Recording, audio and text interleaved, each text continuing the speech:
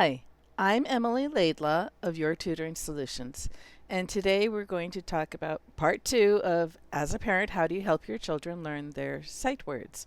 In the previous video, I talked about words are comprised of sounds. Sounds can be split apart, and when we want to learn a new word, the most efficient method is to put that word into long-term memory is to connect the sound, that's what you say, to the symbols, that's the letters that spell it, to a meaning. So the sound, the symbols, the meaning.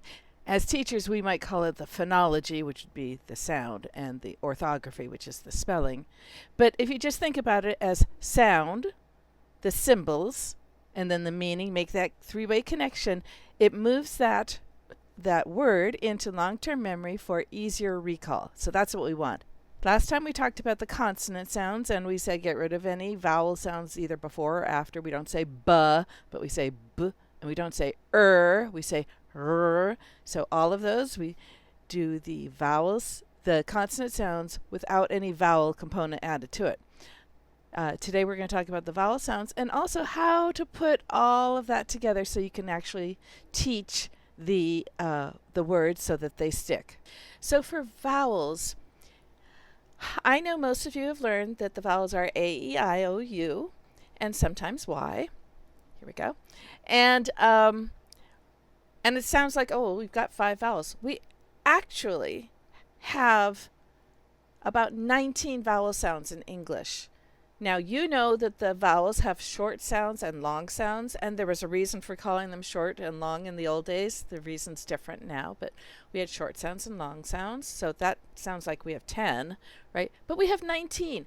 I'm not going to ask you as a parent to learn the 19 vowel sounds and the manner of articulation and blah, blah, blah, blah, blah, and what happens in your mouth. What I want you to do is to listen to the word and think of what sound actually comes out of your mouth, okay? And when you say a sound, a vowel sounds, all these vowel sounds can be held, and that's the part that makes it a little easier when you're reading. Instead of just saying or or a or e, think of it as or or e, and give it a little bit of a duration because then it makes it easier to put them together, to slide them together with the other sounds. Okay, that's a little tip that you can hold those a little longer as a continuous sound, and it makes it easier to slide the sounds together. Okay, but now as we think about our high frequency words or sight words, we're thinking, I was taught that you can't sound them out. Well, I'm going to ask you, please sound them out. Please sound them out. Whatever the word is, you can sound it out. Just listen to what comes out of your mouth. Okay, some of the words on our list are very regular words. The sounds are exactly what you would expect. If you were to see this word, you would say in. In. Okay, got it. In. Now, it's on these lists because they were very common words, and a lot of times teachers say, just memorize it. If you can say the sounds, and they're sounds that the kids know, just sound it out. In. In. But not all of the words are that easy to sound out, okay? We still want to sound them out.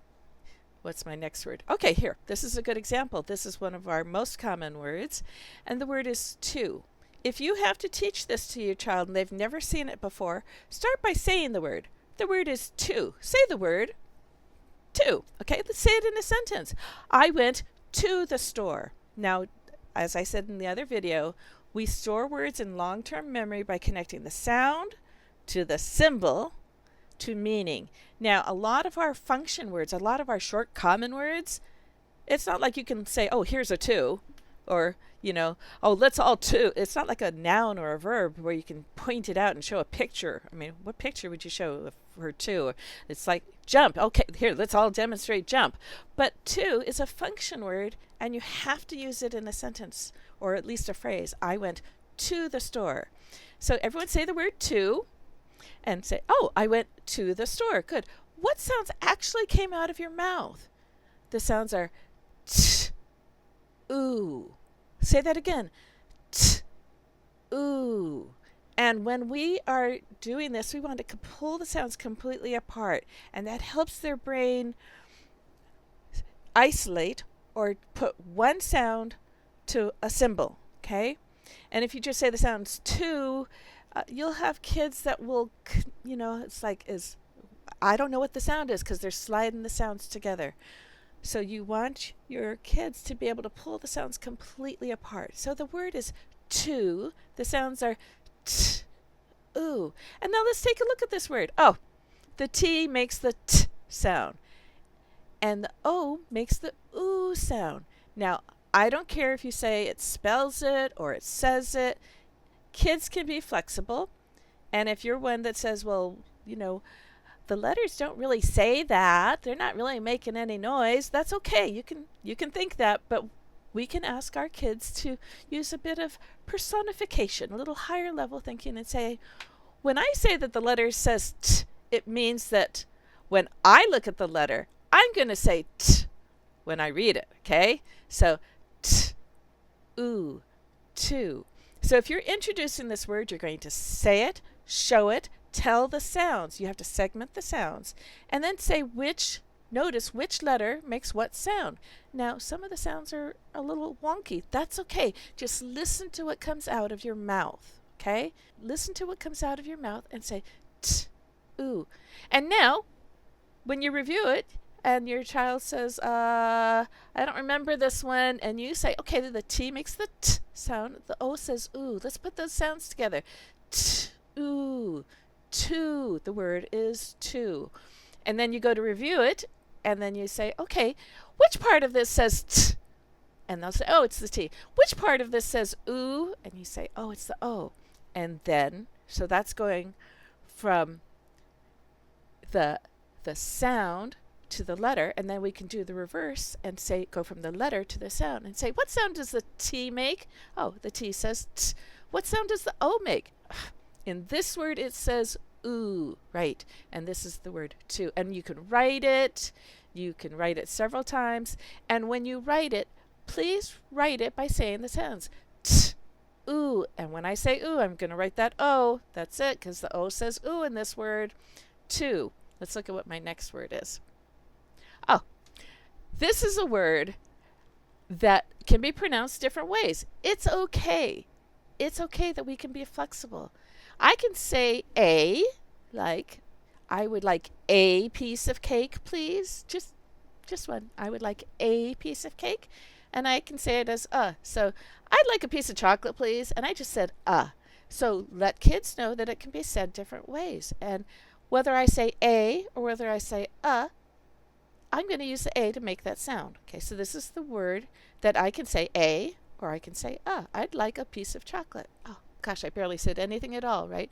And the A says either a or it says and you go through. So connect the sound to the symbol to meaning, okay? You have to get the three parts: sound, symbol, meaning. You make that connection. Words are stored in long-term memory much, much better, more efficient for retrieval, for usage, all of that. And then write it. Okay, write the word a.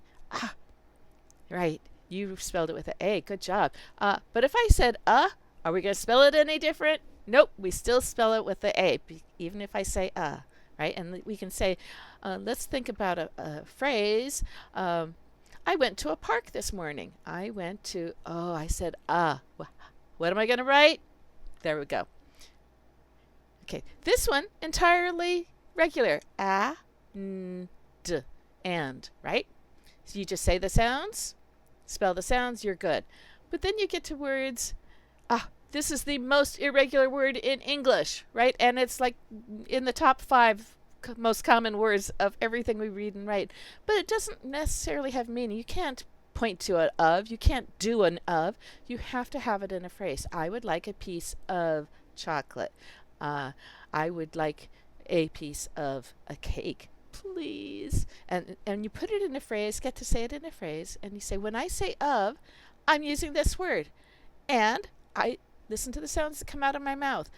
Of. Say the sounds. Right, we have 2 sounds there. V. Guess what? The sound is spelled with an O. Look at that. And guess what? The V sound is spelled with a F. So in this word, we're using an F to make the V sound, and an O makes the So we go from the sound to the symbol, and the symbol to the sound. We want that bidirectionality, right? That helps cement it. And we're going to write it, okay? We're going to write the word of. I would like a piece of chocolate, please. Of. The sound is what am I going to write? Write the O. The sound of. Oh, the sound is V. What am I going to write? Write the F. So when you're introducing it, you want to say the word, segment the sounds in the word, show the word and say, identify which letter or letters are representing which sounds, and then connect from sound to symbol, from symbol to sound. Practice it when you write it. Say the sounds as you write it, okay? And say it in a phrase or a sentence, because sound, symbol, meaning. 3 steps, 3 connections make it stick in your brain, okay? And some kids will get it after 2 or 3 or 4 times. Other kids might take 20 times. That's okay. We still know that connecting sound and symbol and meaning allows it to happen more efficiently than just having to memorize OF says of, and THE says the, and WAS says was. Because kids will end up having to learn, 10,000 words by 5th grade. They can't memorize them all. But when you get your brain to be efficient to connect the sound to the symbol to the meaning, it gets stored in there much more efficiently. Okay. When you get to words that have 2 letters that make one sound, you just tell them. It's okay, you just tell them. So this is the word the. Say the word. Okay, I went to the park. I went to the playground. The. When I say the, my sounds are the, Uh-oh. I only have 2 sounds. I have 3 letters. So when I say th, I need the T and the H together to say th. It's okay. They'll learn it. It's not a problem. Kids are very flexible. When I say I'm going to use the E. In this word, the E says It's okay. It's just making that sound. So the, th is the TH, is a E. And it doesn't matter what the word is. Just listen to yourself say it. And say the sounds that came out of your mouth. Get them to identify what came out of their mouths when they said it. I have several resources on my website, free for anyone to use, but whatever you're going to do, remember, we want to connect sound, symbol, and meaning. Let me show you my website. My website is emilylaidlawtutor.com, and I have a tab that says Teaching Resources here. If under Teaching Resources, I have a section here. See, I have a lot of different resources that may be useful. I have a section here that says Fry Word Games. Down here at the bottom, do you see this? Fry Word Games. Okay, so these are for helping practice with Fry. Fry was a man who wrote the list of the most commonly used words many years ago. It's not totally accurate now, but the first 100 words are still about the most common 100 words, and up, it's widely used and it's useful enough. So I have a list where you can just practice spelling. So you can just tap on it and spell it. I don't like to use these for kindergartners and those just learning, because this section here is typed spelling.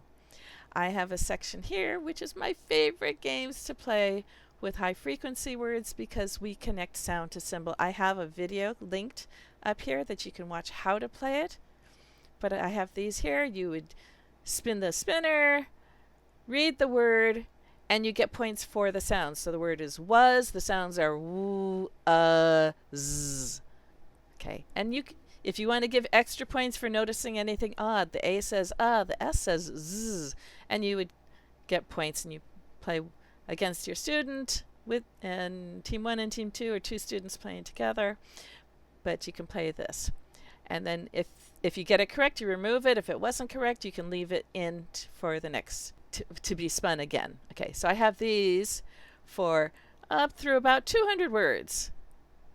Oh, maybe 250 words, most common words. Okay. I also have UFly Heart Words. UFly is a very, very popular program for teaching foundational phonics. It is excellent. And if your school is using UFly, I have games to practice their heart words, what they would call their high frequency words that are irregular. So their heart words, you don't have to practice the ones like and that are totally regular, but the ones that are have uncommon sound to symbol correspondence. So here I've got the spelling of the words. I've got games where you can listen to the word and pull the sounds.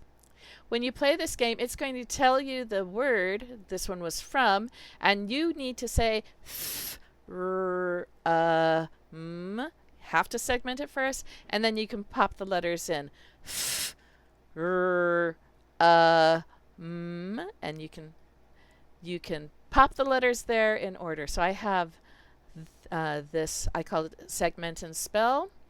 I have the spinner games, and I have a spot the match game here where, you know, like the game that spot the match where there's pictures and you have to figure out which picture matches.